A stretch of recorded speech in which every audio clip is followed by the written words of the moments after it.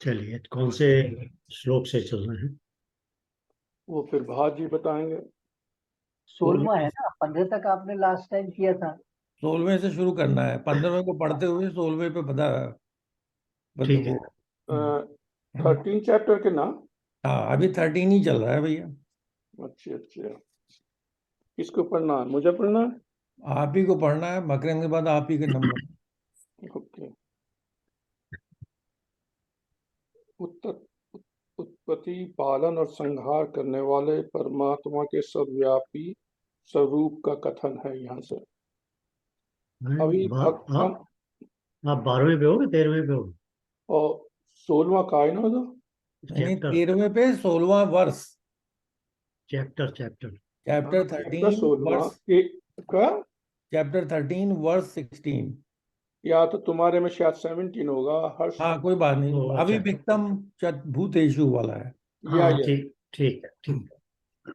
अविभक्तं च भूतेषु विभक्तम् इथं भूतभर्त्र च तत् गयं गरिषिणि प्रभु विष्णु च।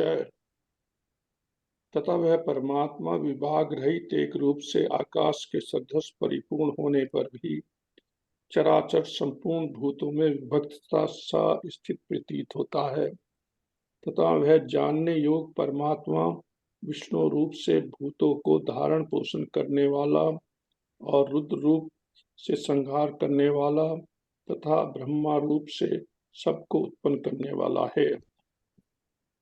ज्योतिषाम अपि तत् ज्योतिः तमस्य परम चते ज्ञानम गयम गान गम्यम हृदय सर्वस्य विधिष्टम। और वह परम ब्रह्म ज्योतियों का भी ज्योति एवं माया से अत्यंत परे कहा जाता है। वह परमात्मा बोध स्वरूप, जानने के योग एवं तत्व ज्ञान से प्राप्त करने के योग और सबके हृदय में विशेष रूप से स्थित है। इति क्षेत्रम तथा ज्ञानम गयम च उत्तमम समासतः मद्भक्तः एतत् विज्ञाय मद भावाय उपपद्यते।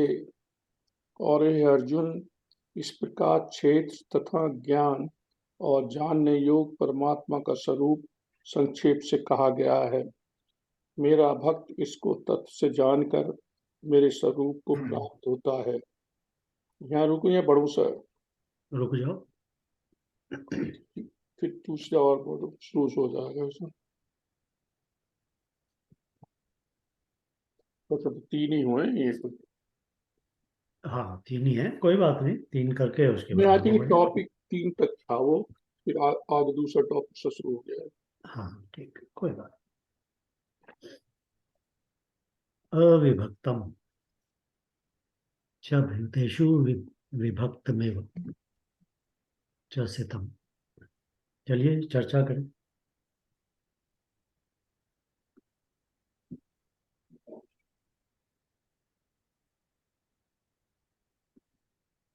Well, as far as I'm concerned, basically he's saying that I'm everywhere, but due to some reasons you people keep dividing in. वो ऐसा लगता हूँ I'm different, but basically I am all over. हाँ, बिल्कुल बिल्कुल। और वैसे नेक्स्ट में चलता है ज्योतियों की ज्योति, माया की वजह से अलग दिखता हूँ, बट मैं जानने योग्य हूँ।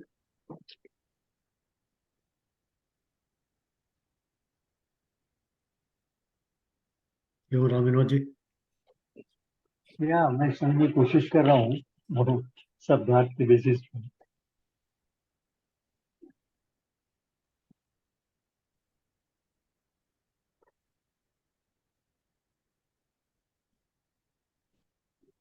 बात 16वें में जो लास्ट लाइन है, ग्रसिष्णु प्रभा विष्णु च, हमारे तो इंग्लिश का ट्रांसलेशन में लिखा है I am the destroyer, I am the creator. ये डिस्ट्रॉयर वर्ड तो है नहीं ना हम लोगों में। क्या? ये जो 16वें का लास्ट है ना, ग्रसिष्णु। हाँ, जो ग्रसिष्णु है ना, हम्म। उसका उन्होंने ट्रांसलेशन डिस्ट्रॉयर किया है। हाँ, वही मैं कह रहा था कि हम बट लोग वो एक्चुअली ग्रसिष्णु का ट्रांसलेशन एग्जैक्ट नहीं है, वो डिस्ट्रॉयर।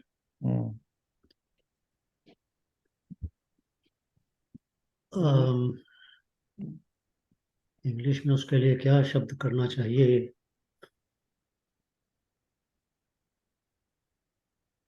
कि कोई किसी चीज के अंदर दोबारा से जाके मर्ज हो जाते हैं। ग्रास जैसे कहते हैं, वैसे तो अब ये भी वर्ड ठीक नहीं है, बट एनीवे मैं यूज कर लेता, डिवावर जैसे कहते हैं, खा जाना।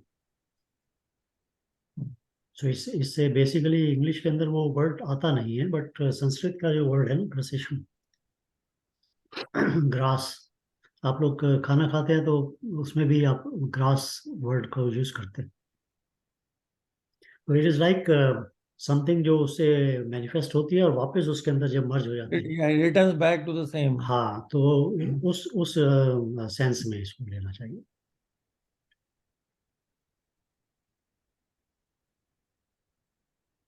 तो ट्रांसलेशन में थोड़ा सा तो फर्क पड़ जाता है, और वो भाव का फर्क पड़ता है। जब भी आप अध्यात्म की बात करते हैं तो भाव जो है वो बहुत प्रधान हो जाता है। ये भाव के बिना मतलब बदल जाता है। एक जो डिफिकल्टी आती है वो स्कॉलरली भी है और वैसे भी है, फिजिकल भी है। क्योंकि हम संसार का अनुभव करते हैं ना अपने इंद्रियों की तरफ से, और मन और बुद्धि को जोड़ते हैं उसमें बीच में। तो होता क्या है कि हम इस ब्रह्म को भी एक फिजिकैलिटी के तरह से इसे समझने की कोशिश करते हैं, कि जैसे कि वो एक कोई फिजिकल चीज है, जो फिजिकल ऑब्जेक्ट है। फिजिकल ऑब्जेक्ट है, जो कि अ, अध्यात्म में तो बोला जा रहा है कि वो अविभक्त है, मगर नजर ऐसे आता है जैसे विभक्त है। तो एक्चुअली वो दोनों, वो जिसको कहना चाहिए रेल्म जो है वो डिफरेंट है। ब्रह्म का जो रेल्म है वो फिजिकल नहीं है। और जब हम फिजिकल आइज से देखना है या फिजिकल मन से देखना है की कोशिश करते हैं उसको, तो ऑब्वियसली हमें वो डिवाइडेड लगता है कि भाई हर एक चीज में है तो हर चीज तो अलग अलग है। और ऑन टॉप ऑफ इट जो जो जो बेसिक फंडामेंटल इशू आ जाता है कि भाई मैं अलग हूँ और चीज अलग है, दूसरी चीज। मैं एग्जिस्ट करता हूँ इसलिए कोई और चीज भी एग्जिस्ट करती है। तो वो जो डिफरेंस जो आ जाता है वो इमीडिएटली डिवाइड कर देता है, विभक्त हो जाता है। मैं और तुम अलग अलग हो गए। और उसके बाद में थोड़ा और देखेंगे तो आपको लगता है कि भाई ये मेज अलग है, कुर्सी अलग है, पेड़ अलग है, सड़क अलग है, पत्थर अलग है। और फिर आप देखने की कोशिश करते हैं अपने मन से, माइंड से, कि भाई इन सब के अंदर वो एक ही है। वो that becomes only a belief of the mind, it is not an अनुभव। तो मन का सोचना कि भाई ऐसे सब में एक ही है, ये एक सिर्फ मन का एक विश्वास बन जाता है। सो इट इज वो आपको वो उस अनुभव को नहीं दे पाता है कि भाई वो सच में एक ही है। और जब मन का विश्वास है तो मन का एक बड़ा नेचर होता है ना, मन का एक, इट इज संशय। जो संशय, जो डाउट है ना, डाउट, वो एक मन का नेचर है। तो मन के अंदर जितने भी विश्वास आप डालेंगे वो कहीं ना कहीं उसमें संशय लाएगा कि ये ठीक है कि नहीं।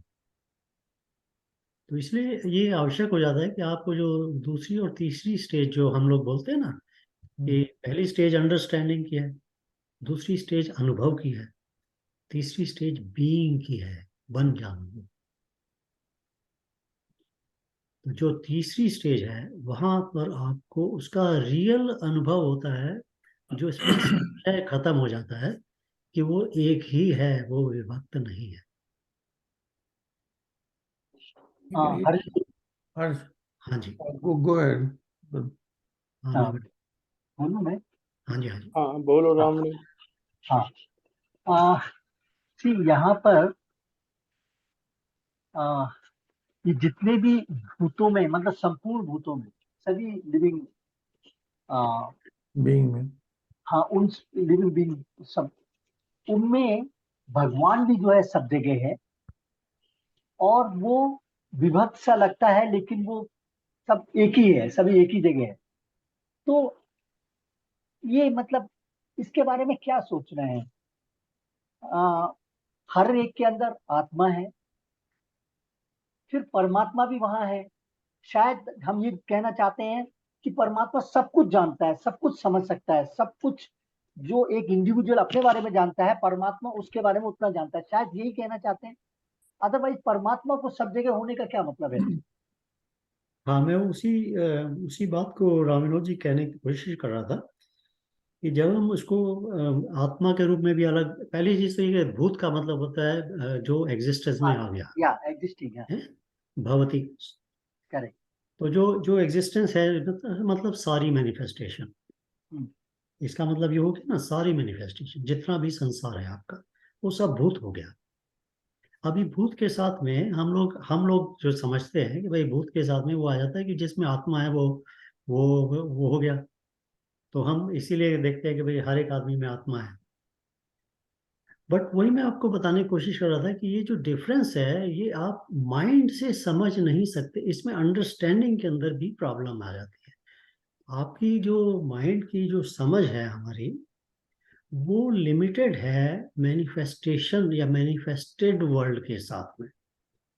मैनिफेस्टेड वर्ल्ड के अंदर ना सिर्फ फिजिकल वर्ल्ड आ जाता है, आपके मन के विचार भी उसी में आ जाते हैं, है ना। आपके जो जो एक्सपीरियंस अनुभव करते हैं आप, जो विचारों को, जो भावों को, वो सब मैनिफेस्टेड है। Everything is manifested. आपके जो चित्त के अंदर जो संस्कार हैं, they are all manifested, they are part of the manifestation. तो जो माइंड की जो डिफिकल्टी है, वो mind itself is a part of manifestation. Mind जो है वो भी इसी संसार का ही एक मैनिफेस्टेड वो है, पार्ट है।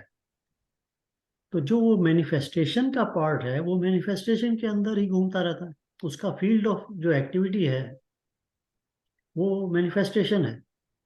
और यहाँ जो डिक्लेरेशन है, जो ये क्षेत्र और क्षेत्रज्ञ की बात जो हो रही है, वो क्षेत्रज्ञ जो है, जो ज्ञेयम है, वो मैनिफेस्टेशन से परे है।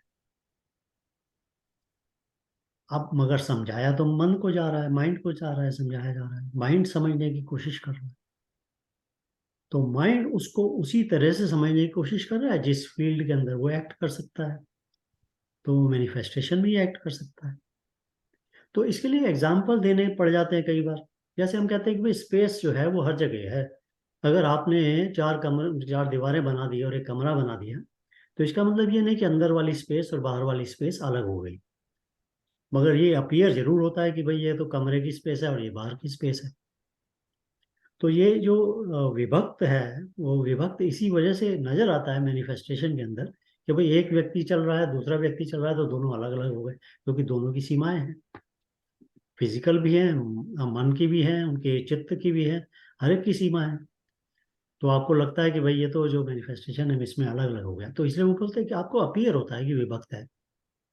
वो विभक्त है नहीं, क्योंकि जो उसकी जो बेस फंडामेंटल है, जिसको आप जान नहीं सकते, मन से अंडरस्टैंड नहीं कर सकते, तो इसलिए आपको उसको उसको रियली अनुभव करने के लिए आपको उसकी तीसरी स्टेज पे जाना पड़ता है। मतलब देखिए ना, पहले हम कहते हैं कि भाई अंडरस्टैंडिंग हो। तो एक पुरानी कहावत आती है कि भाई वो गुरु जी समझा रहे थे कि ब्रह्म क्या है, और बाद में शिष्य से पूछा कि भाई अब समझ में आ गया? उसने कहा आ गया। तो बोले कि जो समझ में आया वो ब्रह्म नहीं है, क्योंकि वो समझने अचिंत्य है ना, तो समझ नहीं जा सकता। तो क्या करें, अब उसका समझ नहीं आ सकते तो करें क्या? तो करें क्या, तो मतलब नेक्स्ट स्टेज पे जाएं, आप अनुभव की तरफ जाएं।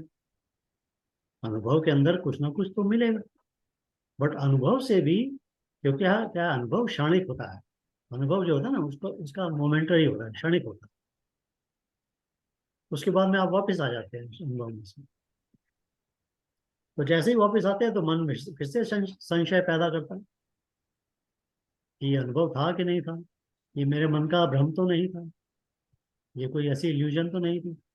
तो इसका मतलब, मगर फिर भी थोड़ा सा उसमें ये अंडरस्टैंडिंग से बेहतर हो जाता है कि भाई अनुभव तो हो गया है, तो कहीं ना कुछ तो है।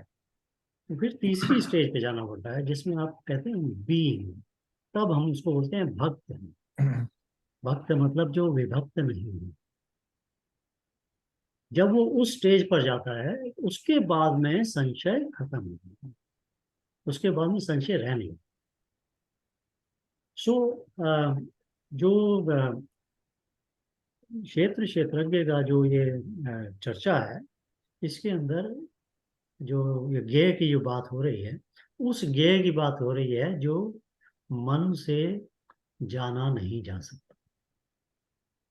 तो बाकी जितने भी इसके लॉजिक देते हैं हम लोग, जो भी हम इसके एक्सप्लेनेशन देते हैं, वो सब मन के लिए देते हैं। तो यहाँ डिफिकल्टी आ जाती है, क्योंकि मन के लिए तो हम वो दे रहे हैं एक्सप्लेनेशन, मगर मन उसको जान नहीं सकता। तो कैसे करें? ये जो डिवीजन है, ये जो गुणों में आ जाना और गुणों से पार हो जाना, ये जो जो जो जो जो सटल बाउंड्री है उसकी, जो जिसको ट्रांसेंड करना पड़ता है, तो उसकी आवश्यकता पड़ती है। तो ये इसमें ये सिर्फ आपके लिए एक समझ लीजिए कि एक तरह से एक ऑब्जेक्टिव डिसाइड हो रहा है कि भाई आपके लिए ज्ञेयम क्या है। नॉट दिस, नेति नेति नेति। So I'm sorry, Ram Vinod ji, it's very difficult to answer your question, but basically अगर हम उसको सिर्फ मन के उसमें चलें तो हमें लगता है कि हम ऐसे एक्सप्लेन कर सकते हैं कि भाई वो विभक्त नजर आता है, बट वो है नहीं, एक ही है। हर चीज थोड़ा सा मैं इसके लिए इसके बारे में सोच रहा था कि पूरा ब्रह्मांड, हाँ, प्रकृति और चेतना का संगम है। चेतना प्रकृति में जगह जगह थोड़ी है, ज्यादा है और ज्यादा है, वेरिंग अमाउंट ऑफ चेतना इज देयर, राइट। और उस चेतना और प्रकृति से ही मतलब हम हैं, हम भी उसी के एक पार्ट है। अब हम समझना चाहते हैं कि चेतना और प्रकृति से पहले ब्रह्म ब्रह्म क्या थे। तो वो सर्टेनली हमारे जो फिजिकल कॉन्सेप्ट्स हैं या जो हम हैं इस प्रकृति में, उससे तो समझना नामुमकिन है, उसके बारे में समझना इम्पॉसिबल है। जो कुछ भी हम समझ सकते हैं वो इस चेतना, ये जो चेतना की बात कर रहे हैं हम, प्रकृति के साथ जो है, इस ब्रह्मांड में जो है, उसके एनफ एक्सप्लेनेशंस आर अवेलेबल, जिसको हम रियलाइज कर सकते हैं कि ये कॉन्शियसनेस है, इसमें है कॉन्शियसनेस, इसमें नहीं है, या इसमें कम है, इसमें ज्यादा है, ये सब फील कर सकते हैं। बट हाँ, अगर बिकॉज ये आदमी का दिमाग उसके भी परे जाना चाहता है, उससे भी पहले पता लगाना चाहता है जब ब्रह्म था वो ब्रह्म क्या था, तो ये तो बहुत डिफिकल्ट है। उसके बारे में तो मुझे नहीं लगता कि ठीक है, थ्योरेटिकली हम कुछ भी बोल सकते हैं, बट किसी ने उसको रियलाइज किया है, उस लेवल तक पहुंचा है कि ब्रह्म जो कि प्रकृति और इस चेतना से भी पहले जो था वो क्या है। हाँ, तो मैं थोड़ी सी एक दो चीजें इसमें जोड़ना चाहूंगा आपकी बातों में, राम विनोद जी। चेतना का जो मीनिंग है वो भी ग्रॉस लेवल पे आके डिफरेंट हो जाता है। कई बार हम लोग ये इमेजिन कर लेते हैं कि जो अवेयरनेस है वो चेतना, उस चेतना से बात कर रहे हैं। देखिए ना, मैं अवेयर हूँ, मेरे सामने कंप्यूटर रखा है, मैं इसके लिए अवेयर हूँ, मैं बात कर रहा हूँ, मेरे विचार हैं, मैं अवेयर हूँ। तो हम कहते हैं कि भाई मैं चेतना में हूँ। बट अवेयरनेस जो है वो it is caused by the consciousness, it is not consciousness. English के अंदर वर्ड जो है वो ये सेम यूज कर लिया जाता है, कॉन्शियसनेस, कि आप कॉन्शियस हैं, बट एक्चुअली आप कॉन्शियस नहीं, आप अवेयर हैं। अगर हम शास्त्रों के हिसाब से देखें तो अवेयरनेस डिपेंड करती है अवेयरनेस के इंस्ट्रूमेंट के ऊपर। तो इंस्ट्रूमेंट ऑफ अवेयरनेस जितना डेवलप इवॉल्व है, उतनी आपकी अवेयरनेस अधिक पॉसिबल है। तो अगर आप देखिए, मैं एक एग्जांपल देता हूँ छोटा सा कि कुछ, अब हम लोग अगर शीशे के सामने जाते हैं, मिरर के सामने जाते हैं, तो उसमें जो हम इमेज देखते हैं तो हमें पता होता है कि ये हम हैं, ठीक है ना, हम इमीडिएटली समझ जाते हैं ये मैं ही हूँ। मेरी ही इमेज है ये, मेरी अवेयरनेस इतनी है। बट इसी तरह से अगर आप जानवरों के उसमें चले जाएं तो बहुत सारे ऐसे जानवर हैं जिनके सामने अगर आप शीशा रख दें तो उन्हें ये नहीं पता लगता कि ये मैं हूं। वो समझते हैं ये कोई दूसरा जानवर है और वो उसके ऊपर अटैक भी करते हैं। या आपने देखा होगा कई वीडियोस, आप छोटे मोटे आजकल तो यूट्यूब पे चलते रहते हैं कि भाई वो जानवर जो है वो शीशे के सामने जाता है और उसके ऊपर भौंक रहा है, उसके आगे पीछे भाग रहा है, देख रहा है कि दूसरा किधर है। क्योंकि जानवर की अवेयरनेस उस स्टेज तक नहीं पहुंची है जहां उसे ये अवेयरनेस हो सके कि ये जो मिरर में इमेज है ये मैं हूं। अब और इसके अलावा और भी चले जाइए तो नीचे चलते जाइए। अगर आप वृक्ष के ऊपर देखते हैं तो वृक्ष की अवेयरनेस और भी ज्यादा लिमिटेड हो जाती है। और अगर आप इसी तरह से पत्थर को देखेंगे तो उसकी अवेयरनेस और लिमिटेड हो जाती है। बट क्वेश्चन इज नॉट कि भाई अवेयरनेस कितनी है, हम क्वेश्चन ये भी नहीं है कि उसमें कॉन्शियसनेस है कि नहीं, चैतन्य है कि नहीं। क्वेश्चन यहाँ ये आ गया सवाल कि भाई इसमें अवेयरनेस है कि नहीं। तो awareness is dependent on the tool through which you are becoming aware. But जिस हम सुप्रीम कॉन्शियसनेस की जो हम बात करते हैं, उस चैतन्य की जब हम बात करते हैं, that is what causes the awareness to occur. एक वो एग्जांपल मैं फिर से आपको याद करा दूं। हमने एक बार बोला था कि भाई अगर मैं ये अपने हाथ में रख के बोलता हूँ कि भाई मेरे हाथ में क्या है, तो आप बोलेंगे कि ये एक सेल फोन है। तो अब इसमें आपने कितनी जल्दी बोल दिया सेल फोन है, तो पहचान लिया आपने उसको। बट इसमें दो तीन चीजें हुई। एक तो देखने वाले आप थे, आपने देखा, एक देखने का वो एक्शन हुआ, एक प्रोसेस हुआ देखने का, और साथ में एक ऑब्जेक्ट था। तो ये ऑब्जेक्ट देखा आपने और आपने बोल दिया इमीडिएटली, रिकॉग्नाइज करके अपने मेमोरी के साथ में कि ये सेल फोन है। अब इसी उसके अंदर अगर मैं यहाँ कमरे में बिल्कुल डार्क कर दूं, अंधेरा कर दूं, तो फिर आपको कहूँ कि अब मेरे हाथ में क्या है, अब आप देख नहीं सकते हैं। तब सडनली आपको याद आएगा कि इस जो पहली वाली प्रणाली हुई थी उसके अंदर एक चीज को आपने फॉर ग्रांटेड लिया था, वो थी लाइट। अगर वो लाइट ना पड़ रही होती तो आपको वो सेलफोन नजर नहीं आता। तो लाइट जो थी वो आपने ग्रांटेड ले ली थी। तो अब दूसरे दूसरे केस में जब मैंने अंधेरा कर दिया तो वो लाइट नहीं थी, तो अब आपको वो नजर नहीं आ रहा, आपके अवेयरनेस में नहीं आ रहा। अब इसी चीज को अगर आप बैठ जाएं और आप शांति के साथ में कुछ भी विचार करें तो आप अपने विचार को के अवेयर हैं। आपको मालूम है कि ये मेरा विचार ये है, चल रहा है। तो विचार तो ऑब्जेक्ट है और आप कुछ हो देखने वाले, और देखने की प्रणाली भी चल रही, प्रोसेस भी हो रहा है कि आपने विचार को देखा है। देखा इन द सेंस नॉट आंखों से देखा है, मतलब आपके ध्यान में है। अब यहाँ लाइट कौन सी पड़ रही है? क्योंकि इस काम के लिए अगर आप घने अंधकार में भी बैठ के देखेंगे तो आपको अपना विचार मालूम है। आपके लिए उस ये फिजिकल लाइट की तो आवश्यकता है नहीं इसके अंदर, मगर कोई ना कोई उसके ऊपर ऐसा प्रकाश पड़ता है जिस प्रकाश के कारण से आपका मन, माइंड, आपके ही विचार का अवेयर हो जाता है।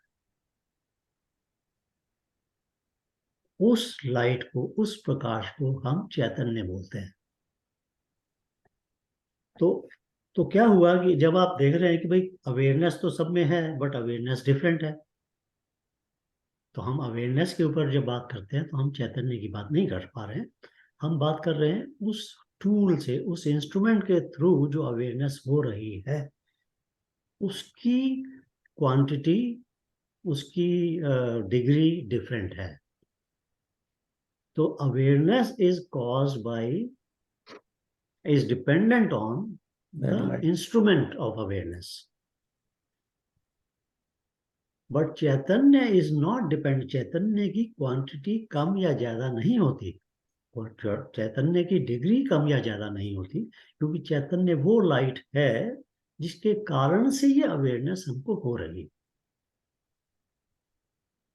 जो आपने अभी बात कही थी बिल्कुल ठीक कही थी कि भाई जैसे कि उसको सब मालूम है आपके बारे में, आपके मन के बारे में, आपके मन में जो भी आता है मालूम है। कैसे मालूम है? क्योंकि वो चैतन्य पढ़ता है ना। जब आपका विचार आता है तो उस विचार के ऊपर तो चैतन्य तो पढ़ रहा है ना, तो चैतन्य को तो मालूम है ना, चैतन्य मतलब हम लोग उस इस तरह से उसको एक्सप्लेन करने की कोशिश करें कि मालूम है, तो वो मालूम है, ऑब्जर्वर है, वो उसको ऑब्जर्व कर सकता है वो। तो जो हम लोग जब हम इसको एनालाइज करते हैं तो हम लोग कई बार ये जो अवेयरनेस को जो मिस्टेक करते हैं चैतन्य के साथ में, वो नहीं करना चाहिए अभी। Awareness is caused because of Chaitanya, but awareness is dependent on the instrument of awareness through which आप अवेयर हो रहे हैं। अब मैं किसी चीज को देख पा रहा हूँ क्योंकि मेरी आंखों के थ्रू मैं देख रहा हूँ उसको। अगर आंखें बंद कर लेता हूँ या आंखें जिसकी नहीं है तो वो नहीं देख पाता है, तो उसकी वो अवेयरनेस नहीं हो पाती, वो इंद्रिय उसकी चल नहीं पाती। So it's all dependent on the instrument. So चेतना को भी, जब हम चेतना की बात करेंगे तो हमें ये थोड़ा डिफ्रेंशिएट करना होगा कि हम चेतना से अवेयरनेस को बोल रहे हैं या चेतना से हम उस चैतन्य को बोल रहे हैं जो जिसकी क्वांटिटी ना घटती है ना बढ़ती है, जो कंटिन्यूअसली हर जगह पे परवेडिंग है। क्या हम उसकी बात कर रहे हैं? जब हम उसकी बात करते हैं तब हम कहते हैं कि हाँ, ये हम ब्रह्म को समझने की कोशिश कर रहे हैं।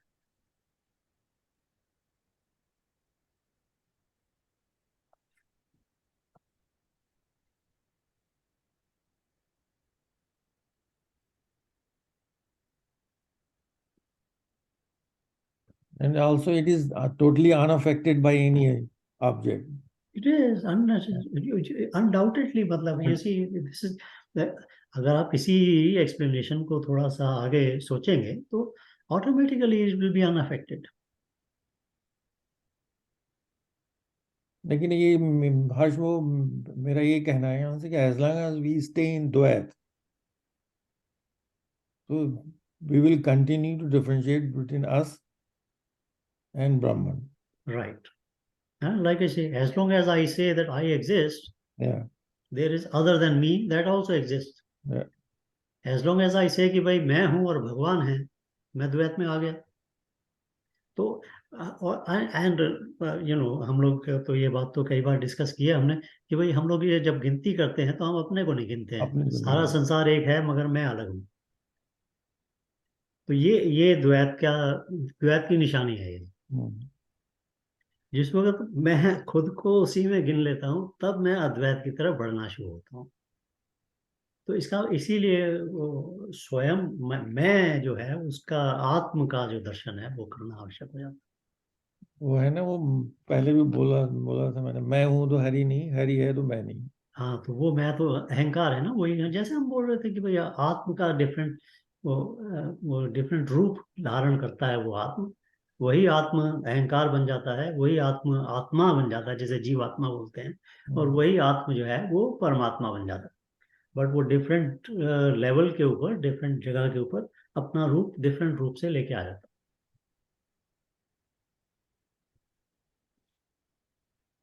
और उस रूप में जब हम उसको देखते हैं तो हमें लगता है कि ये सारा का सारा सृष्टि जो है ये कुछ नहीं, ब्रह्म ही है। ब्रह्म ही है। तो वो रूप फिर हमें उस तरह से देखना होता है। तब हम कहते हैं भगवान हर जगह है, हर एक चीज में। ऐसे हम उसको फिर सिंप्लीफाई कर देते हैं। But that's just a simplification, मतलब it is basically in the process of your analysis, जो माइंड को जब हम यूज करते हैं तो that's a, we start from a simple principle and then we start to analyze it further. Eventually जो आपका जो आपका जो ध्यान है, जो टारगेट ध्यान की तरफ जो जा रहा है आपका, वो बाहर की जगह अंदर आना आवश्यक है। Yeah. तो उसके लिए फिर वो सारे वो टूल्स हैं, प्रोसेसेस हैं, मतलब मेडिटेशन है, मेडिटेशंस हैं, है, डिफरेंट चीजें हैं, वो ब्रीदिंग है, प्राणायाम है, सब ये सारी चीजें हैं, योगा है, ये सारे बने हुए हैं टूल्स के। धीरे धीरे आप इनको यूज करके आपका ध्यान जो है वो रियली ब्रह्म की तरफ जाना शुरू हो जाता है। मुझे कभी कभी ऐसा लगता है कि हम लोगों ने एक एग्जाम्पल लिया था ना, शीशे वाला, उस पे स्क्रैच पड़े हुए हैं, हाँ, तो एक स्क्रैच एग्जैक्टली, निकाला तो दूसरा तैयार हो जाता है, कि द्वैत में रहते हैं ना। या एग्जैक्टली। और मजे की बात, मैं आपको एक बात बताऊं, बड़ी बड़ी इंटरेस्टिंग चीज है ये, बहुत बहुत बहुत बहुत मजे की बात है। हर व्यक्ति अपने मन को शांत करने की कोशिश में लगा हुआ है। आप कहोगे ये ऐसा तो नहीं लगता, ये आदमी तो कहीं बाहर दुनिया में भाग रहा है, ये आदमी तो कुछ और कर रहा है, ये पावर हंगरी है, ये वेल्थ की तरफ भाग रहा है। तो ऐसा तो नहीं लगता कि मन को शांत करने की तरफ भाग रहा है। बट जो प्रोसेस है इसका, अगर आप उसको एनालाइज करोगे तो आपको लगेगा कि ये तो हर व्यक्ति वहीं जाने की कोशिश कर रहा है, जान के या अनजाने में। अब देखिए कैसे होता है, just just to give you an example. चित्त में से, चित्त के ऊपर जब प्राण चलते हैं तो चित्त में से एक वासना जो है वो एक्टिवेट हो जाती है। जब वो एक्टिवेट होती है तो वो याद है ना आपको, ग्लास और बुलबुले की वाली जो एग्जांपल था, बुलबुले बन के ऊपर आती तो है। वो बुलबुला बन के ऊपर आती है। बुलबुला जब वो पानी में ऊपर आ रहा है तो पानी को वो एजिटेट करता है, और जब वो बुलबुला सरफेस पे आके पॉप करता है तो वो आपकी अवेयरनेस के अंदर एक थॉट या एक डिजायर की तरह से आ जाता है। तो थॉट या डिजायर से आपको क्या पता लगता है कि भाई कुछ ना कुछ एजिटेशन मन में चल रहा है। इसकी तरफ आप ध्यान नहीं देते, हम लोग ध्यान नहीं देते इसके, मगर वो एजिटेशन तो है। हम्म। तो उस एजिटेशन के कारण से वो जो विचार है, वो जो थॉट है, अगर वो बुलबुला स्ट्रांग था, पॉप ज्यादा हुआ, पानी ज्यादा हिला, तो वो इमीडिएटली आपको एक्शन के लिए प्रेरित कर देता है, आपको कर्म करने के लिए। और आपका ध्यान उस वक्त क्या होता है कि ऐसा कर्म करने की तरफ ध्यान होता है जिससे कि वो जो पानी जो हिल रहा था, जो एजिटेशन था, वो खत्म हो जाए। पर्पस आपका ये नहीं होता कि भाई मैंने कोई चीज देखी और मेरे को पसंद आ गई। मतलब हम सिंपल एग्जांपल लेते हैं कि भाई आज मैंने वो 90 इंच का टेलीविजन देख लिया, QLED, और वो मेरा दिल कर रिया लेने का। तो लगता है ऐसे कि मैं उसके पीछे भाग रहा हूँ, बट हुआ क्या कि जैसे ही वो आपने देखा, आपकी डिजायर ने, आपकी जो चित्त के अंदर जो वासना थी, जब वो एक्टिवेट हुई, और वो एक्टिवेट होने से आपके मन के अंदर उस जो पानी वाला हिस्सा था, उसमें उसने एजिटेशन क्रिएट किया, और वो सरफेस पे आई, और आपको लगा कि मुझे ये QLED 90 इंच का टीवी लेना है। और अब आपने एक्शन शुरू किया, एक्शन किया, आपने वो QLED टीवी ले लिया। जब ले लिया तो क्या हुआ, वो जो मन का जो एजिटेशन था वो खत्म हो गया। अब ये बात अलग है कि ये प्रोसेस चलता रहेगा, क्योंकि वासनाएं हैं तो बार बार दूसरी एजिटेशन वासना आएगा। किसी और से। बट अगर आप यहीं रुक जाएं, इसी जगह पर रुकें कि वो एजिटेशन खत्म हो गया, अगर अगर आप उसको विजडम के साथ में सोचें, तो आपका ध्यान QLED टीवी को लेने की तरफ नहीं था। सब कॉन्शियसली या अनकॉन्शियसली, या आपका जो ध्यान था वो उस एजिटेशन को खत्म करने के लिए था। आपका जो एक्शन, जो कर्म था, वो उस एजिटेशन को खत्म करने के लिए था। मगर आप ये जानते नहीं थे, आप यू आर नॉट अवेयर कि हम इसलिए काम कर रहे हैं। आपको लग रहा था मैं QLED टीवी के लिए काम कर रहा हूँ, बट रियल पर्पस था वो जो मन में जितना उसमें एजिटेशन आया उसको आपने खत्म करना। तो जो हम देखते हैं कि जो जानते हैं वो क्या कहते हैं कि भाई मुझे टीवी की तरफ नहीं भागना है, मुझे एजिटेशन को खत्म करना है। जो नहीं जानते हैं वो कहते हैं मुझे टीवी की तरफ भागना है। तो ये डिफरेंस आ जाता है कि एक व्यक्ति जो होता है वो कहता है कि मुझे अपने मन को, जो एजिटेशन जो ज्यादा जहाँ पैदा हो रहे हैं उसके सोर्स से ही उस एजिटेशन को खत्म करना है, तो वो इनवर्ड्स जाता है। दूसरा कहता है कि मुझे इस एजिटेशन को अननोइंगली, अनकॉन्शियसली मुझे ये खत्म करना है, वो संसार की तरफ जाता है। एक्चुअली इन इन रियलिटी दोनों का पर्पस, ऑब्जेक्टिव एक ही है। एंड गोल वही है। बट एक व्यक्ति बाहर संसार की तरफ भाग रहा है, दूसरा व्यक्ति अंदर की तरफ। सिर्फ डिफरेंस ये हो जाता है। तो अगर आप उसको देखते हैं दो व्यक्ति को ऐसे ऐसे, तो आप उनमें क्या डिफरेंस करोगे? आपको नहीं, दोनों का पर्पस एक ही है, दोनों का ऑब्जेक्टिव एक ही है।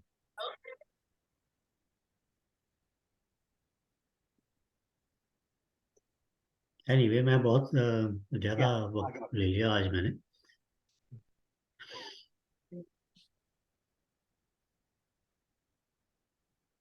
आज अनिल जी चुपचाप बैठे हैं। मैंने कहा था 1 मिनट। है तो ये तो वो अविभक्त के ऊपर थोड़ी सी बात थी, but I am not sure कि वो पूरी तरह क्लैरिटी में आती है कि नहीं, but I hope it makes some sense. ये हर्ष जी, जो ब्रह्मा विष्णु महेश का कॉन्सेप्ट है, हाँ जी। वो भी इसी तरह से हुआ ना फिर?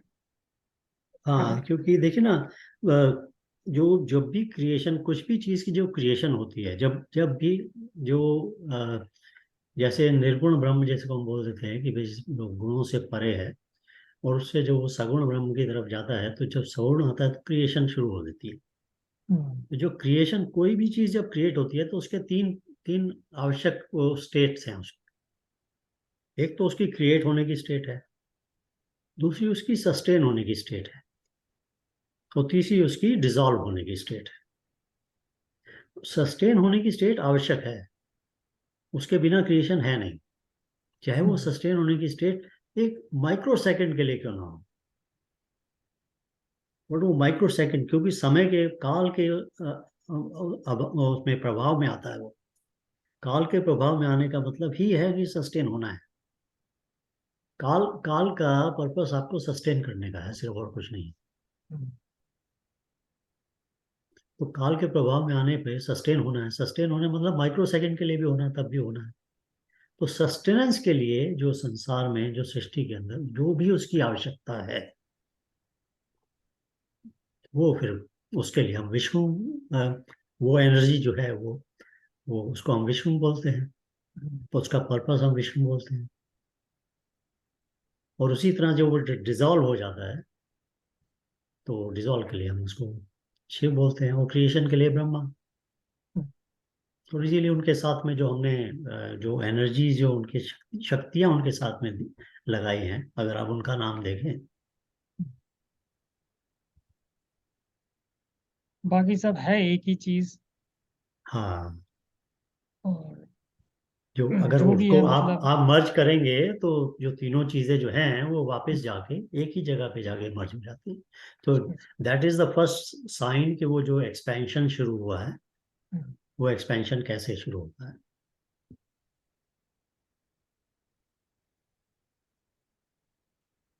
संजीव, वो तो वही है ना कि same man is professor, father and son and grandfather. That's what different Different form. roles are being played. Different roles are being played by the same person. वो मतलब उसका वर्गीकरण कर रखा है हमने, जो तुलसीदास जी ने कहा है कि जैसे शुक्ल पक्ष, कृष्ण पक्ष, दीज आर वर्गीकरण, मतलब नोमेनक्लेचर कर रखा कि एसोसिएटेड टू सर्टेन फंक्शन। और ये जो जब हम इसको, अगर हम इसको ध्यान से देखें, तो जो ये शक्तियां हैं, ये वो शक्तियां डिफरेंट हैं। वो उनका जो भाव प्रभाव जो है वो डिफरेंट है। मतलब आप उसको सेंसिटिव हो तो आप उस डिफरेंस को आप अनुभव कर सकते हैं। ठीक।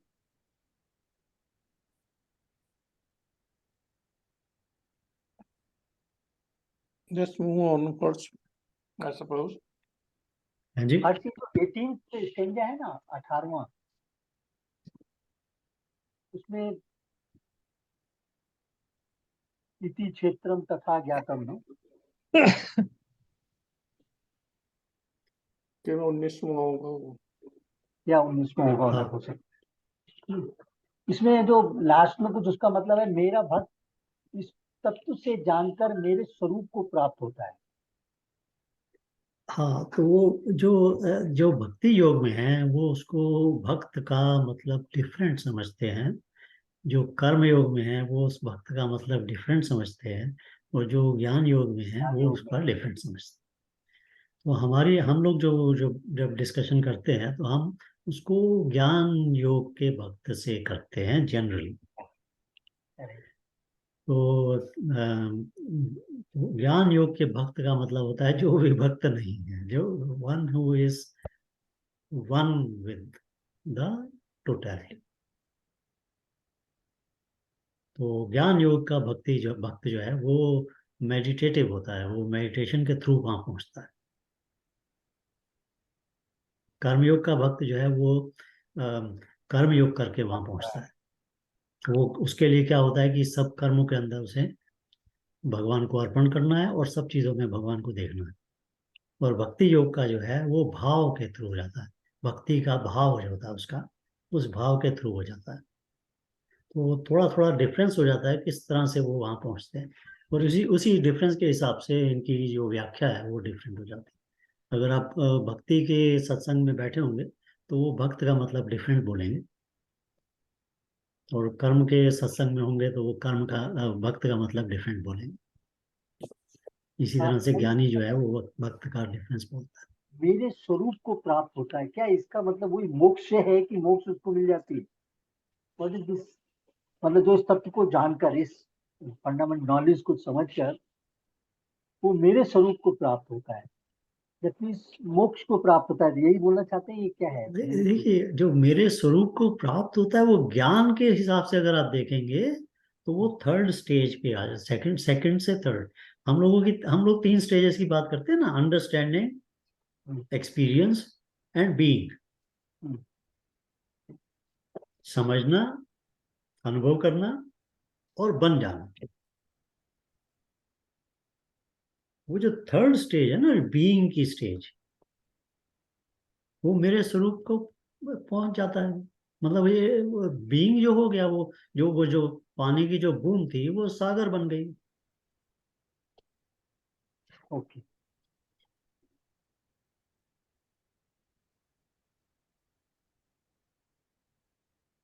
आई थिंक 19वां स्टेंजा तो पढ़ा नहीं है।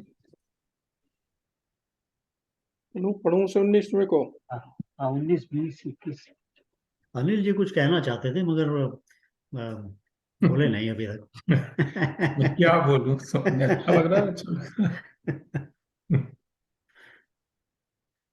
नहीं, मैं थोड़ा सा यही सोच रहा था कि जो गुप्ता जी बोल रहे हैं उसके हिसाब से कि आप देखिए ना, एक हम लोगों का स्वभाव होता है, हम लोगों का स्वभाव है ना। हम लोग कहते हैं कि दिस इज माई पर्सनालिटी या दिस इज माई नेचर।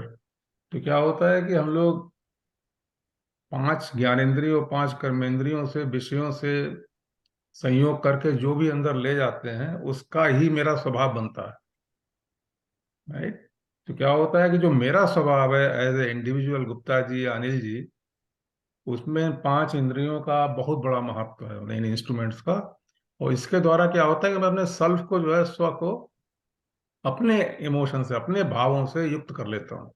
वो मैं मतलब जैन जैन लैंग्वेज में इसको कंटेमिनेशन कहते हैं, कि ऊपर से उसको हमने अपने को ढक लिया, अपने हिसाब से मैं ढकता हूँ अपने ही कर्मों से। लेकिन यहाँ पर जो वो कह रहे हैं, वो कह रहे हैं कि मद भक्ता, जो मेरे विषय में ही लगातार कॉन्टिन्यूअसली, उसको कहते हैं ना, व्यवहारिका और अव्यभिचारिका भक्ति जो कहलाती है, उसमें जो पड़ा है मद भक्ता एतद् विज्ञा, इस प्रकार जानते हुए मद भाव उपपद्यते, जो मेरा भाव है उसको पाता है, उसका जो स्वभाव है वो नष्ट हो जाता है। उसके ऊपर जो इंद्रियों के संयोग से, बाहर के विषयों के संबंध से जो उसका स्वभाव बनता है, उसका एनिलेशन होता है, नष्ट होना होता है। जब वो होता है, इसी को मैंने पहले बार भी एक बार शायद कहा था कि रामचरितमानस में जब भगवान, उनके मुख से कहवाया गया है ना कि क्या कहा था उन्होंने कि जब तक जो है आप इन सब, मतलब उपनिषदों में भी आता है और रामचरितमानस में भी कहा गया है कि निर्मल जन मन सो मोहि भावा, मोहि कपट छल छिद्र न भावा। जिसका मन निर्मल हो गया है, निर्मल मन जन सो मोहि भावा, वही मुझे भाव से पाता है। मोहि कपट छल छिद्र न भावा, ये कपट छल छिद्र इस तरह की चीजें हैं वो मुझे नहीं पसंद है। और फिर वो कहते हैं कि सन्मुख होई जीव मोहि जबहि, जन्म कोटि अगनाशहि तबहि। जिस पल जीव जो है वो मेरे सम्मुख प्रकट हो जाता है, खड़ा हो जाता है, मतलब खड़ा एक शब्द है हम लोगों को समझने के लिए कि सन्मुख होई जीव मोहि जबहि, जन्म कोटि अघनाशहि तबहि। तो कर्म, जन्म जन्मों के जो कर्म हैं, उनके बंधन हैं, वो सब उनका वहीं नष्ट हो जाता है। इसी को उपनिषदों में कहते हैं कि भिद्यते हृदय ग्रंथि भी छिद्यन्ते सर्व संशया, क्षीयन्ते सर्व कर्माणि तस्मिन् दृष्ट्वा परावरे। जिसमें आपका उसके दर्शन होता है ना, तस्मिन् दृष्ट्वा, जैसे ही उसको आपने देखा, परावरे जो परम श्रेष्ठ है, क्षीयन्ते सर्व कर्माणि, सब कर्म जो है वो क्षीय हो जाते हैं। तो ये जो अवस्था है कि स्वभाव से मद भाव में जाना, कि जो जड़ जगत के संपर्क से जो हमने अपना एक स्वभाव बनाया हुआ है, उससे जो एक अलग परम तत्व है, अलग तत्व है, मतलब उसके विषय में मन से आप कोई भी कहें कि वो ऐसा है या वैसा है, ऐसा कुछ है नहीं। मतलब उसको बताया ना, अचिंत्यमयम विकार्य अयम अभिभक्त, मतलब कुछ आप बता ही नहीं सकते वो क्या है। उसका सिर्फ अनुभव होता है, और अनुभव तभी होता है जब आप मदभाव से, उसके भाव में, स्वभाव से मदभाव में जाते हैं। और ये तभी होता है जबकि आप उसकी भक्ति लगातार करते रहो। और भक्ति को संस्कृत में जो है ना, भग मतलब होता है ऐश्वर्य। भक्त जो शब्द है, इसकी मीनिंग है ऐश्वर्य, means wealth. It's not only money, wealth means अनंत गुण। जो अनंत गुणों का जो एक समुद्र है, ओशन है, उसके अंदर जितने भी गुण आप अपने अंदर विद्यमान बढ़ाते जाओगे, बढ़ाते जाओगे, मतलब आप अपने ऊपर से जो स्वभाव है उसको धीरे धीरे खत्म करते जा रहे हो। तो जो उसके गुण है वो बढ़ते जा रहे हैं। और जब बढ़ते बढ़ते बढ़ते बढ़ते एक ऐसी अवस्था में पहुंच जाता है तो क्या होता है, उसका अनुभव शुरू हो जाता है। वो जो अनुभव है उसको आप किसी भी शब्दों से प्रकट करने की कोशिश करोगे, वो होता नहीं है।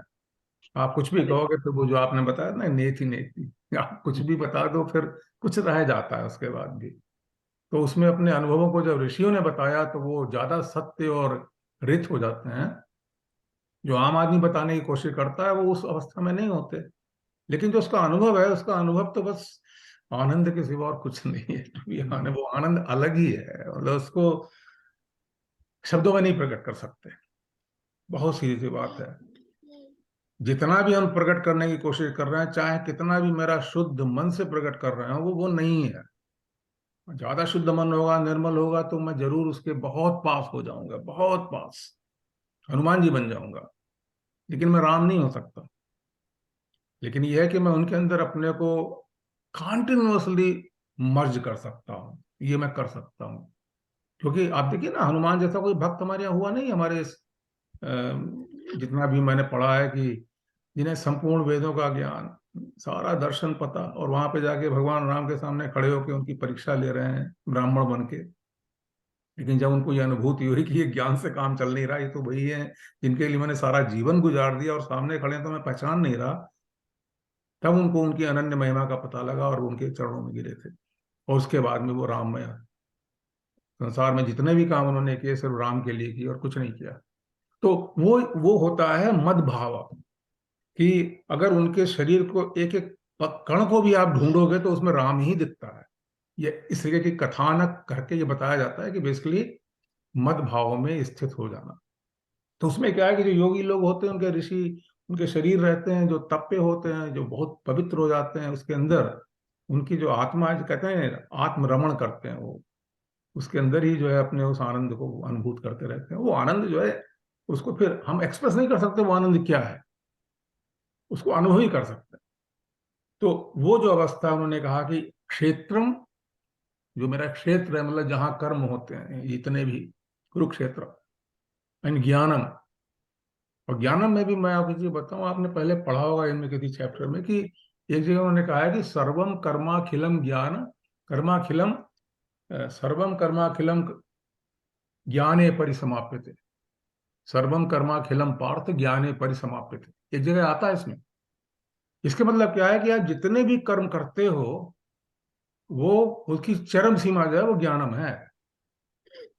चाहे आप कर्मयोग से जाओ, चाहे आप ज्ञान योग और इन सब शब्दों का जो भी उपयोग करते हो, लेकिन उसमें जो उन्होंने बताया कि आपको पहले कर्मेंद्रियां दी गई हैं, आपको कर्म करना ही है, इनके द्वारा ज्ञान योग में जाना है, चाहे आप किसी तरीके से भी जाओ, उस ज्ञान के द्वारा भक्ति बढ़ती है। इन तीनों का आप एक दूसरे से अलग नहीं कर सकते। कर्म, कर्म से ज्ञान, ज्ञान से भक्ति, और भक्ति से उसके दर्शन या उसका अनुभव, ये एक प्रोसेस है। लेकिन जो आजकल के कहते हैं वो ज्ञान योग के लोग हैं, वो भक्ति योग के लोग हैं, वो कर्म योग के लोग हैं, ठीक है, समझने के लिए अच्छा है, लेकिन आप देखिए बॉडी को जैसा इंटीग्रेट किया गया है कि उसमें ब्रेन भी डाला गया है और हार्ट भी डाला गया है और इंद्रियां भी दी गई हैं, ये तीनों काम चलते हैं, कर्म, ज्ञान और भक्ति। उनमें से कोई चीज ज्यादा डोमिनेट हो सकती है आपके संस्कारों के अनुसार कि ठीक है, मेरे को चीजें जब तक मैं डिस्क्रिमिनेट करके एनालिसिस नहीं कर लूंगा मैं नहीं मानूंगा। ठीक है, आपका ब्रेन अच्छा है, आप उसको एनालाइज करके एक्सेप्ट कीजिए। कुछ लोग ये होता है कि वो भाव से ही रहते हैं, उन्हें कुछ पता नहीं लगाना भगवान कैसा है, बस मैं तो भक्ति में रहता, मुझे पता है जो कुछ करेगा वही करेगा, आप उस इमोशन में ही रहते हो। और कुछ लोग कर्मों को प्रधान करते हैं, लेकिन इन सब का जो है एक दूसरे के साथ में संबंध है, जैसे कि इंद्रियों का मन से, मन का बुद्धि से, बुद्धि का प्रज्ञा से, प्रज्ञा का अंत में जाकर चेतन शक्ति से, इन सब का इंटीग्रेशन है अंदर। लेकिन इससे परे एक तत्व है जिसका कि किसी भी तरह से चिंतन, अभिव्यक्ति, विचार कुछ नहीं हो सकता, लेकिन है, क्योंकि उसको हमारे दर्शनों में बार बार कहा गया कि वो है। मैंने देखा है, वेदाहमेतम पुरुषम महांतम आदित्य वर्णा तमसा परस्तात्, मैंने उसको जाना है, देखा है, कहते हैं डिक्लेयर करके। तो हमारे जो ये शास्त्र और धर्म ग्रंथ हैं, ये बेसिकली हमको ऑर्डनरी लेवल से उस लेवल पे ले जाने का प्रयास कराते हैं कि जहां पर जाकर के उसकी थोड़ी थोड़ी अनुभूति हम लोग कर सकें। दैट्स व्हाट आई फील, मतलब जो मेरा या अपना वो है कि ये बहुत अच्छा, काफी बहुत काफी बहुत बहुत अच्छा। कठिन टारगेट है। वो तो है, वो तो है, तो उसमें था ना, ब्रेन क्षुरस्य है धारा, या क्षुरस्य धारा निशिता दुरत्य, हम्म, तलवार की नोक के ऊपर चलने की तरह है ये। दुर्गम पथा इसीलिए तत् कवयो वदंती, बहुत कठिन मार्ग है।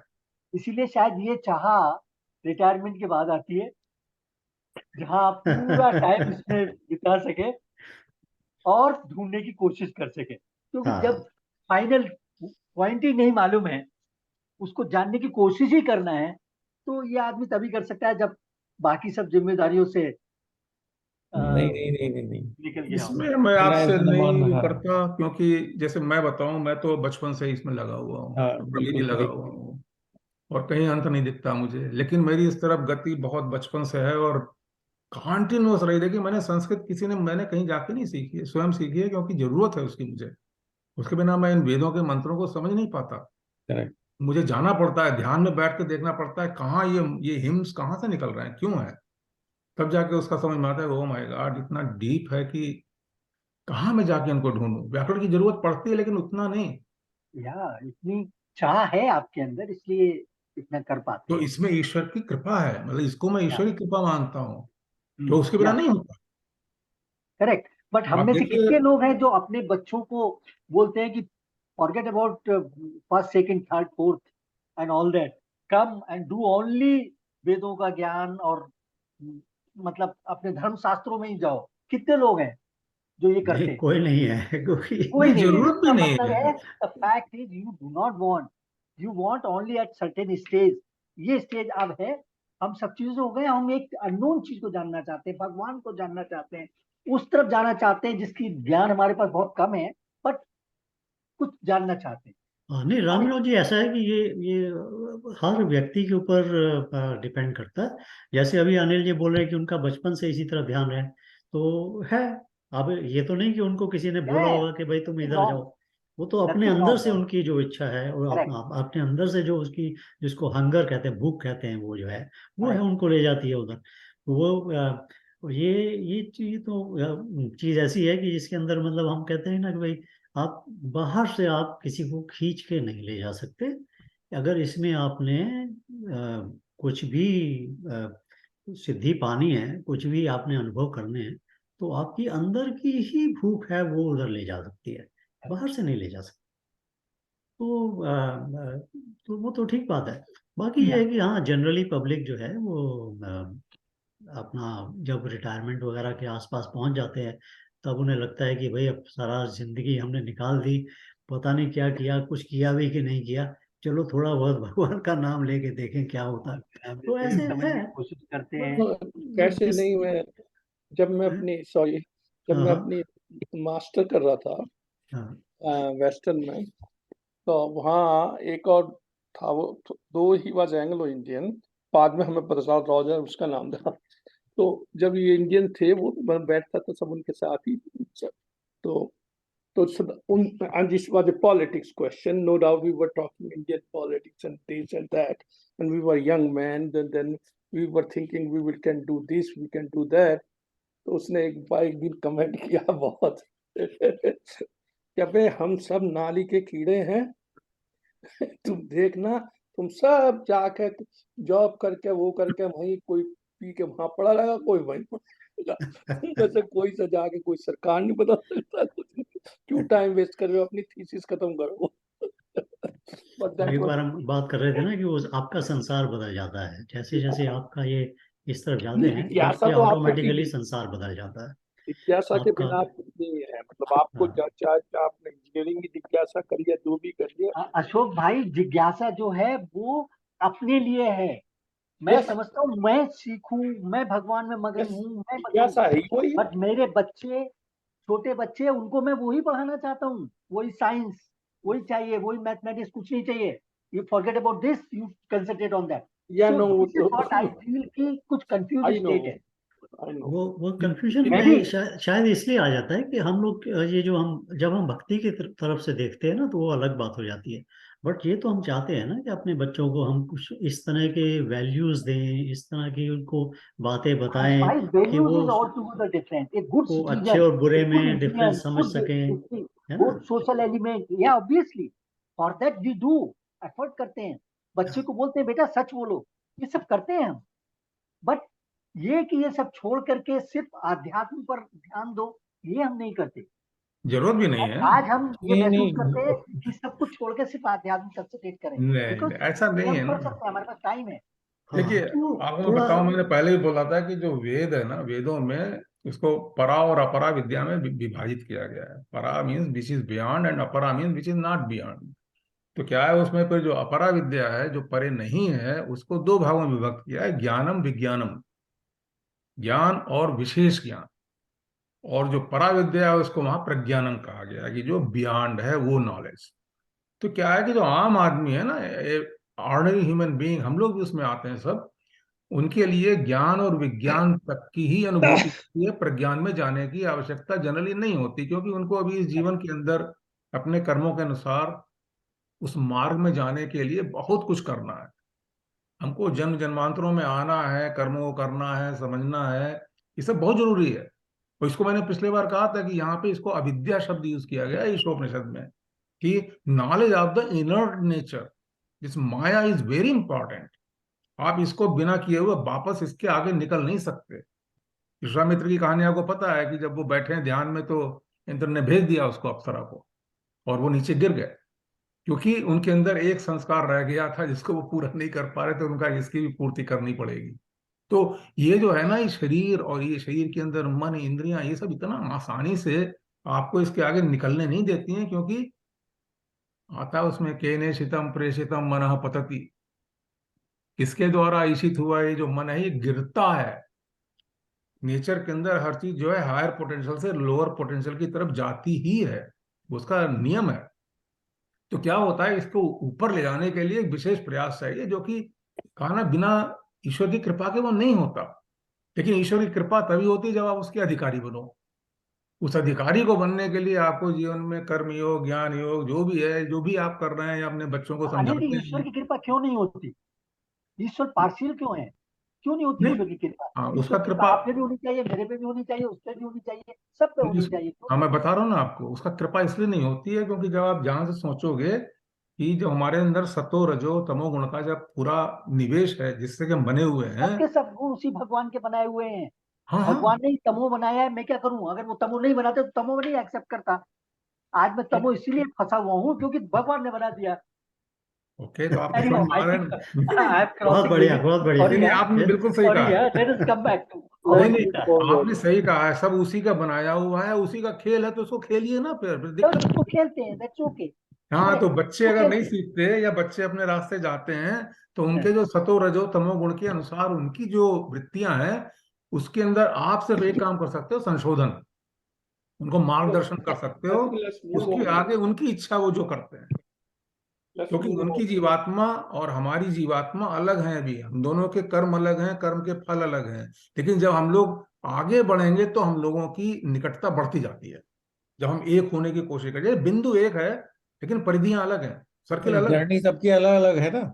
हाँ, तो हर अब वो आदमी अलग अपना अलग है। प्रारब्ध कर्म लेके आया है, या हमारे बच्चे भी बिन अपने प्रारब्ध कर्म लेके आए हैं। अब आप दोनों जब बिंदु में मिलोगे तो एक ही हो जाओगे, चाहे आप हो, चाहे मैं हूं, चाहे बच्चा हो, चाहे कोई हो, इस संसार का एक एक कण वही हो जाता है।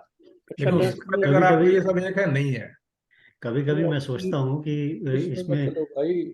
आप थोड़ा सेल्फिश होने की आवश्यकता है कि भाई कि भाई मैं दूसरों को समझाने और सिखाने की बजाय पहले तो अपने को देखूं। एग्जैक्टली, या Yeah. वो तो है ही। तो थोड़ा सा इसमें आध्यात्मिक सेल्फिश तो let's इसमें go 19. तो जो मतलब हम लोग कई बातें हम कर चुके हैं। मतलब अनिल जी, आप तो अभी थोड़ा ही समय से हमें ज्वाइन कर रहे हैं, तो हम लोग तो कई सालों से, 2-3 सालों हो गए थे बैठे हैं। हम्म। तो बहुत सारी बातें हम लोगों ने डिस्कस की हैं इस मामले में। बट एक चीज रहती है ये कि भाई देखिए,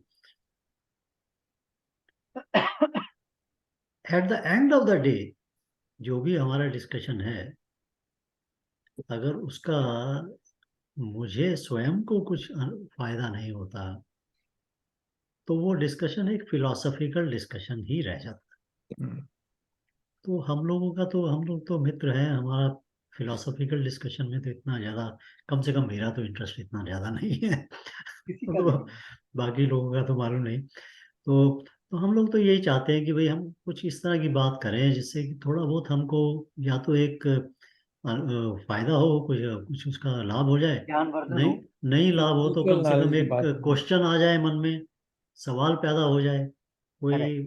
और अगर सवाल भी पैदा नहीं होता, कुछ जिज्ञासा आ जाए कि भाई कुछ ये नया कुछ सीखने का इच्छा हो जाए। बट इवेंचुअली फोकस यही रहता है कि भाई इसका हम लोगों को कुछ ना कुछ लाभ हो। और राइट, कुछ लाभ नहीं होता तो आपस में मिलके बैठते हैं, उसी का लाभ हो जाता है। ये बहुत अच्छी बात है, एक वेरी हर्ष जी, गुड। वो लाभ हो रहा है। Continuously we are getting benefited. हम लोग स्पिरिचुअल जर्नी के ऊपर बढ़ते जा रहे हैं, कितना बढ़ रहे हैं ये सबका अलग अलग है, लेकिन बढ़ रहे हैं। एग्जैक्टली, पात्रता इसका पे सबसे डिपेंड बड़ा करता है। प्रूफ है कि हर संडे हम आते हैं। अगर हमारा हाँ, ये ना होता तो हम नहीं आते। ये समझ लीजिए कि कब से शुरू किया हमने, 2000। अप्रैल मैं बता रहा अप्रैल हूँ 2020, 2020, 2020 अप्रैल से। 26/4/2020। देख करेक्ट। लीजिए, तो 26 ढाई ढाई साल हो गया हमको। अप्रैल हम तो मेरे पहला। ख्याल 1-2 बार हमने मिस किया होगा, हाँ, वो शायद मेरी वजह से मगर मगर वैसे हम लोग Harshvardhan, when teacher is not there, you student doesn't sit down in the class. Though he said कि ये साक है, though he said कि ये ट्यूटोरियल ही कर लेना, ये क्वेश्चन कर लेना, उन्होंने की मतलब कि जब होता तब नहीं करते, तो अब जब वो है नहीं तो कैसे करें। हाँ, तो हम लोगों ने बहुत चीजें, बहुत ग्राउंड कवर की है। समटाइम्स हम लोग रिपीट भी करते रहते हैं उसको। तो जैसे हम लोग इंटीग्रेशन की बात की हुई है कि तीनों पाथों में, जैसे भक्ति, कर्म और उसका इंटीग्रेशन, ज्ञान का ये आवश्यक है। ये सब बातें हमने की हुई है कि भाई ऐसे इंटीग्रेशन इंटीग्रेशन होने से ही जो एक्चुअली आगे बढ़ता है आदमी। बट शुरू के अंदर अपने, जैसे आपने स्वभाव की बात की कि भाई हाँ, शुरू में जैसे आपका स्वभाव है, आप उसी हिसाब से उसको देखने की कोशिश करें। करेक्ट। मतलब we have covered a lot हर ऑफ एक का अलग ग्राउंड, अलग है ना। तो बट अच्छा लगता है, अच्छा लगता है। तो है। एनीवे तो 19वें स्टेज पे आ सकते हैं अब हम। 19वें पे एक एक मैं वो कह रहा था रामिनो जी, हम लोगों ने इसके ऊपर थोड़ा सा चर्चा की थी कि जैसे एज ए सीकर हमारे तीन एरियाज ऑफ इंटेंगलमेंट है। एक तो हम एक्सटर्नल वर्ल्ड में इंटेंगल्ड रहते हैं, राइट, जो डेली एक्टिविटीज हैं। दूसरा भक्ति, भगवान से क्या रिलेशनशिप है हमारा, राइट। और तीसरा हु एम आई। जब वो क्वेश्चन दिमाग में आता है तो उसके बारे में ज्यादातर बात हम यहाँ पर उसी के बारे में चर्चा होती है। क्योंकि स्पिरिचुअल ज्ञान है, उसको जो करंट ज्ञान है उससे परे माना गया है, उसके बहुत सारे तरीके हैं वहां पहुंचने के, सबकी अपनी अपनी जर्नी होगी। लेकिन मेरा ऐसा मानना है यहाँ से कि इस जन्म में जिस रास्ते पे भी हम चल पड़े हैं, वहां पे जहां भी पहुंच जाएंगे वहां से दोबारा शुरू करेंगे नेक्स्ट बर्थ में। मतलब यही एक ऐसी चीज है जो हमारे साथ जाएगी, बाकी सब तो यहीं रह जाएगा, लेकिन ये बिल्कुल ज्ञान आप जो है सही ये कह रहे चला जाएगा। आप बिल्कुल नहीं, सही बस कह रहे हैं। जो हम चाह रहे हैं वो अच्छी तरह से हो रहा है। We are correct. On that path. हमारा जो भी लेवल है उस लेवल से हम कुछ इम्प्रूव करते हैं, कुछ समझ पाते हैं, कुछ नहीं समझ पाते हैं, वो भी डिस्कस करते हैं। That's what we are doing. ये तो भैया ऐसी नॉलेज जितना जिसके बारे में जानो उसने पर लगता है कि कम जानते हैं, अब इतना जान गया फिर अब लगता है अब कुछ नहीं जानते हैं। अतः अतः ज्ञान है इसका, किस गहराई का पता करना मुश्किल है। ओके, 19वें पे अशोक आ भाई रहे को हैं। 19 दिन। विचार हाँ, प्रकृति उसकी अनैतिकता तथा प्रकृति से विकार और गुणों की उत्पत्ति का कथन। कौन सा पढ़ रहे हो भाई? ये तुम्हारे यहाँ 20 होगा जिनके बाद है। ओके। मेरा प्रकृतम पुरुषम चैव, अनिल 19वां है या 20 होगा किसी का। हम लोगों को 19 है।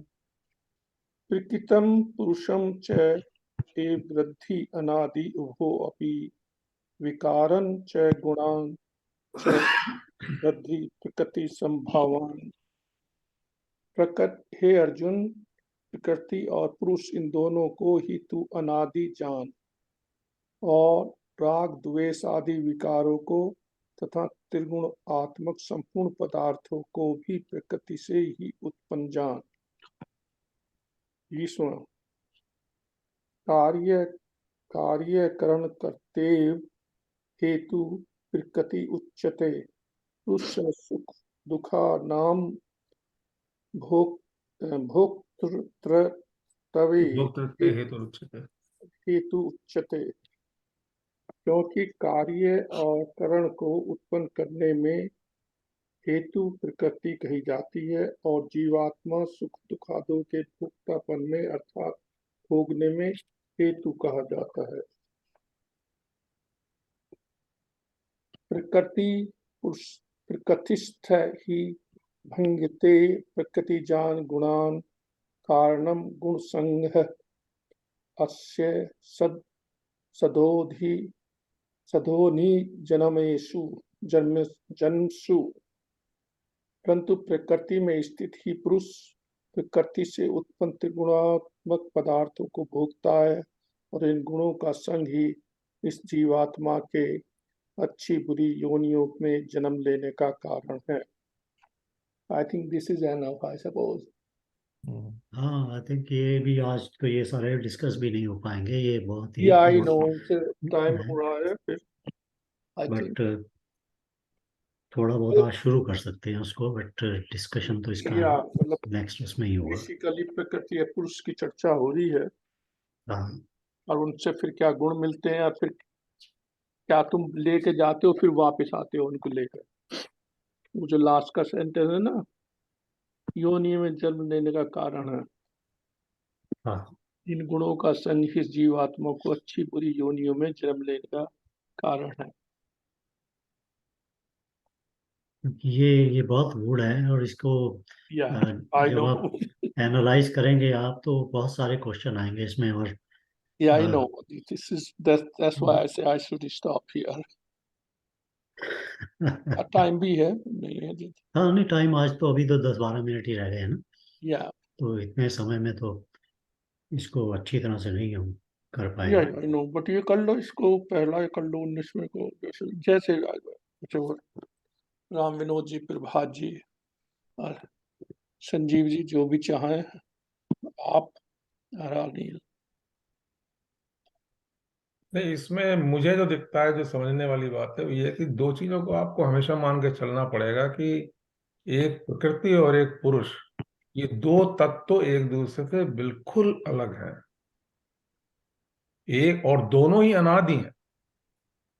तो इसीलिए क्या है, मतलब मैं आपको बता रहा हूँ, जो जैन धर्म है ना, जैन धर्म में ईश्वर की बात नहीं की जाती है। वो कहते हैं प्रकृति अनादि है, अनादिकाल से सब कार्य चल रहा है, सब ऐसे ही होगा, कर्म की थ्योरी है।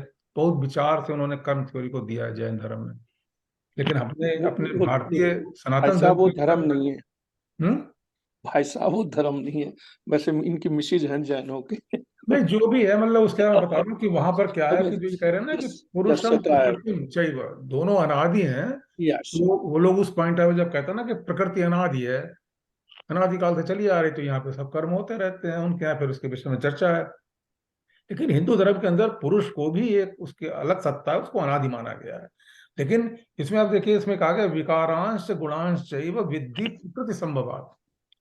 जो इसके अंदर जो गुण और विकार है, मतलब जो 3 मोड्स ऑफ नेचर हैं, सतरज तम, और उनके जो गुण हैं, ये जो है प्रकृति से संभव होते हैं, पुरुष से नहीं। पुरुष इसमें कुछ भी नहीं करता है। तो ये जो हम लोग की एक ऑर्डिनरी एक हम लोग का सोचने का ढंग होता है ना कि अरे भाई ईश्वर की जो इच्छा है वही होगा, ईश्वर की कोई इच्छा नहीं होती, आप मान लीजिए। ये सब हम लोग के हिंदू धर्म के अंदर एक व्यावहारिक रूप में कहा जाता है। लेकिन अभी आप आगे जाइएगा, इसमें इसी में शायद आगे होगा जिसमें या हो चुका होगा, जिसमें आता है कि सब कौन करता है। इसमें आता है ना, न कर्तृत्व न कर्माणि लोकस्य सृजति प्रभु, मतलब कर्तापन का भाव और कर्म, इन सबको इस संसार के अंदर ईश्वर नहीं प्रकट करता, सृजन करता। न कर्म फल संयोगम, न कर्म के फल का जो संयोग होता है वो भी स्वभावस्तु प्रवर्तते, वो स्वभाव से ही प्रवर्तित हो रहे हैं। तो ये जो पुरुष शब्द यहाँ जो यूज किया जाता है उस चेतन के लिए, उसके अंदर कोई विकार नहीं है, उसके अंदर कोई परिवर्तन नहीं हो रहा है। इनका जो पुरुष कारण मीन्स है पुरुष का मतलब यहाँ पर आत्मा है, मैं करेक्ट हूँ? परमात्मा। परमात्मा पुरुष कॉन्शियस मीन्स या मतलब मीन्स वैदिक धर्म में पुरुष और प्रकृति ये 2 ही शब्द यूज किए जाते हैं। पुरुष में जीवात्मा, जो प्योर जीवात्मा मतलब प्योर तत्व, या परमात्मा, ये दोनों एक ही तत्व हैं। जैसे सूर्य और सूर्य की प्योर किरण, ना कि जो पृथ्वी में घुस के आई है। तो जो पुरुष ना कि जो है ब्रह्म। वो उस चेतन को मैं कहा जाता क्लियरिटी के लिए जस्ट बोल रहा हूँ, ब्रह्म नहीं, ब्रह्मन है। नहीं। ब्रह्म भी उसी को कहा जाता है, ब्रह्मा नहीं, ब्रह्म। ओके। आप देखिए वेदों में आता है ओम इति एतद अक्षरम ब्रह्म, सर्वम खलविदम ब्रह्म, सो हम तत्वमसि, अहम ब्रह्मास्मि। ये सारे शब्द यूज होते हैं वहां पे नहीं, और वो सब ऑथेंटिक है, राइट।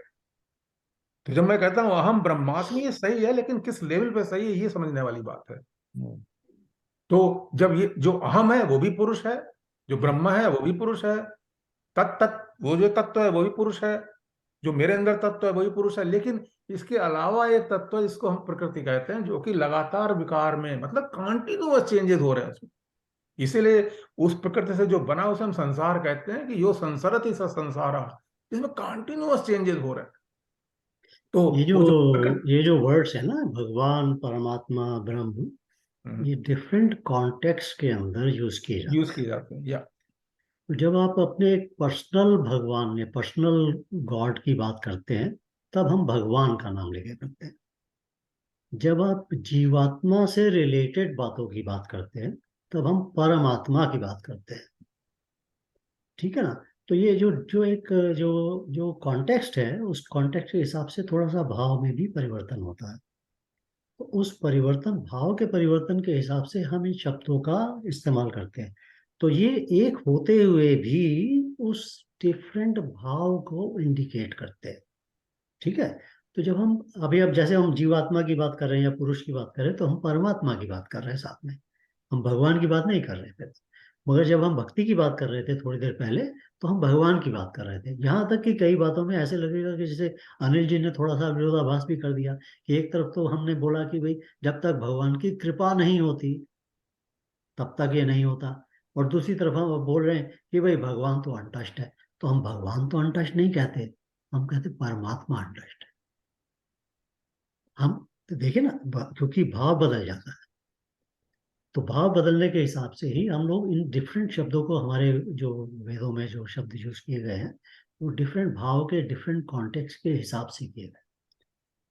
तो जब हम पुरुष की बात करेंगे तो हम परमात्मा की बात करेंगे, हम भगवान की बात नहीं करेंगे। जब हम अपने पर्सनल गॉड की बात करेंगे तब हम भगवान की बात करें। जब हम अपने पर्सनल इवोल्यूशन की बात करेंगे, जब हम पर्सनल अपनी कोई, जैसे हम भगवान की कृपा की बात करते हैं, तो हम पर्सनल उस पर बात करते हैं, तब हम उसकी बात करते हैं। ठीक है ना। तो ये थोड़ा सा ये शब्दों का जो है वो एक ही, ये इंडिकेट एक ही सत्य को करते हैं, बट कॉन्टेक्स्ट और भाव के हिसाब से शब्द डिफरेंट यूज किए जाते हैं। जैसे उपनिषदों में एक मंत्र है, श्लोकी कहेंगे कि न अयम आत्मा प्रवचने लभ्य न मेधया न बहुना श्रुतेन यमे वैश वृणते तेन लभ्य तस्यैषात्मा विवृणते तनुम स्वाम। तो इसमें क्या कहा गया है कि जब हम लोग ये सब बातें कर रहे हैं चेतन, जड़, आत्मा, परमात्मा, तो उसमें उन्होंने कहा कि न अयम आत्मा, जो अपनी आत्मा है स्वयं, ये प्रवचने लभ्य, ये प्रवचनों से मिलने वाली नहीं है, प्राप्त नहीं होती। न मेधया, न ही इंटेलिजेंस के थ्रू, मेधा के द्वारा, न बहुना श्रुतेन, और न बहुत बार सुनने से।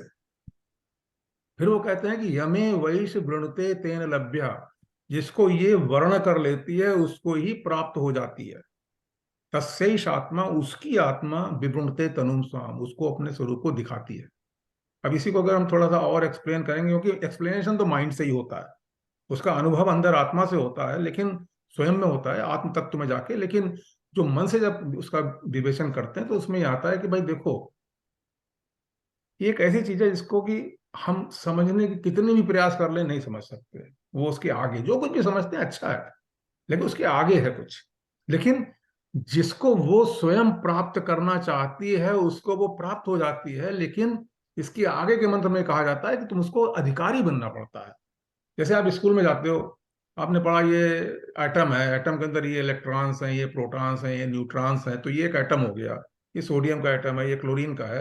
वो वास्तव में एटम थोड़ी होता है, लेकिन वो ज्ञान भी जरूरी है। उस ज्ञान से बहुत सी चीजों का जो है आगे उपयोग होता है।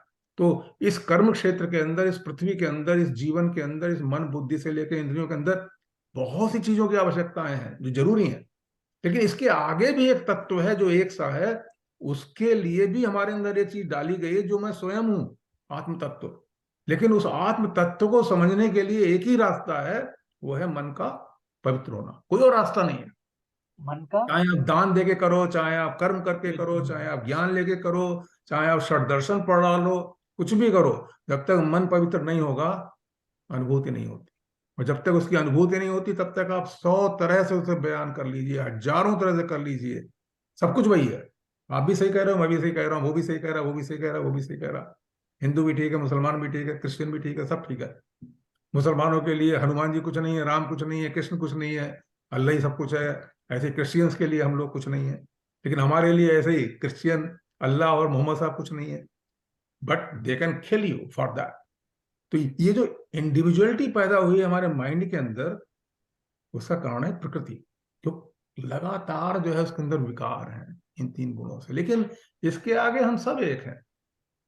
अगर आप ईशोपनिषद में जाइएगा तो बहुत साफ साफ सब दिया हुआ है कि कैसे सब है ना, कि सर्वभूतेषु चात्मानं सब सविजुगुप्सते यस्मिन् सर्वाणि भूतानि आत्मन्येवानुपश्यति सर्वभूतेषु च आत्मानं ततो न विजुगुप्सते। मतलब सबको अपने अंदर देखना इतना आसान नहीं होता है कि सब कुछ अपने जैसा ही सब कुछ दिखे, कि सब रस है एको वही, ऐसा नहीं हो पाता है। तो हम लोग को जहां भी हैं, हम लोग भी, हम सभी जिस जिस लेवल पे जहां भी बैठे हुए हैं, वहां से ये मानते हुए कि ये ज्ञान जो है सत्य है, मतलब इसमें दम है, उस तरफ अगर हम लोग अपना मार्ग चला दें तो कहीं ना कहीं किसी न किसी रूप में इस जन्म में, अगले जन्म में, जो जो भी होना है, कम से कम गति रहेगी हमारी।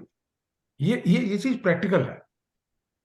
उसके आगे जो चीजें हैं कि वो एब्सोल्यूट क्या है, वो तो चलिए बाद में जब पता लग जाएगा तो हम बात ही जब नहीं पता करेंगे, लगेगा जब तभी अनुभव पता करेंगे लगेगा। तब हम अनुभव कर लेंगे, हमें जरूरत नहीं बात करने की फिर। करेक्ट। चलो चलिए। चलिए हरीश जी, हर्ष जी आप बताइए। नहीं, बहुत अच्छा, बहुत अच्छा जी। तो जैसा मैंने कहा, ये तो हम डिस्कशन तो इसका ज़्यादा हमारा नेक्स्ट वीक ही हो पाएगा। But just wanted to clarify कि भाई हम भगवान और परमात्मा ब्रह्म के शब्दों का कॉन्टेक्स्ट के हिसाब से ही यूज करते हैं। तो हम उस कॉन्टेक्स्ट के हिसाब से ही हम चलते हैं। तो ये तो हमारे मतलब शास्त्रों के, वेदों के अंदर नहीं, बड़े बड़े। एक्चुअली भाषा का जो भाषा जो क्रिएट की गई है वो करी इस वास्ते गई है। कहीं आप मैं कहते हो, कहीं आप तुम कहते हो, कहीं हर्षवर्धन बन जाते हो आप। तो वो बात सही है कि आप same word as the contest कि उसके जो हालांकि इसका हर्ष पॉलिटिशियन बहुत बहुत बहुत बहुत मिसयूज करते हैं। जब वो पकड़े जाते हैं किसी चार्ज में, बोला इस कंटेस्ट में बात नहीं कर रहा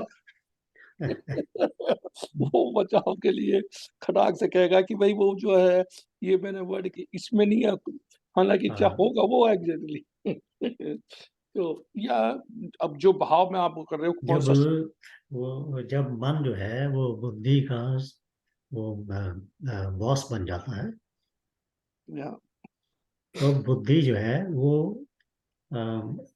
रैशनलाइज एनालाइज करने की जगह सिर्फ जस्टिफाई करने में यूज या होती है। या that's तो जब आप तो बुद्धि का जो स्थान है वो मन से नीचे नहीं ऊपर है, बट हम उसको घसीट के मन को ऊपर बिठा देते हैं, और फिर हम बुद्धि का जस्टिफिकेशन में यूज करते हैं, ना कि उसको रैशनलाइजेशन में या किसी चीज में।